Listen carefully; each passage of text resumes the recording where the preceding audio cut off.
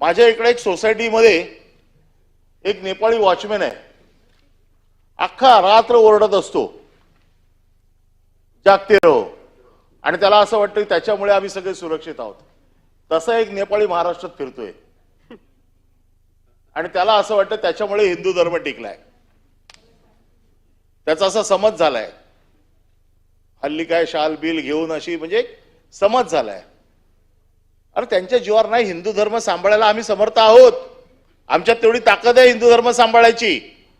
परंतु माझ्या धर्माने किंवा मला ज्यांनी शिकवण दिली त्यांनी हे शिकवलं नाही, स्वतःच्या धर्माचं रक्षण करताना दुसऱ्याच्या धर्मावरती जाणीवपूर्वक अन्याय करणार नाही याची काळजी घ्यायला मला शिकवलेलं आहे. बाजूला मालक बसलेला ना, बाजूला मालक बसलेला आणि अंबादास दानवेंचं पद ऑगस्टला संपतंय, तर मला विरोधी पक्षनेता बनवा आणि उद्धव ठाकरेला खुश करण्यासाठी मग नितेश राणेला शिव्या द्या, एकनाथ शिंदेना शिव्या द्या, तर लगेच उद्धव ठाकरे पद देतात.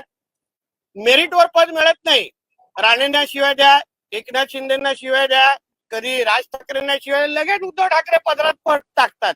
हे ह्या त्यांच्या ह्या चार कार्ट्यांना माहिती असल्यामुळे बाजू असलेला खुश करण्यासाठी कार्यक्रम आहे.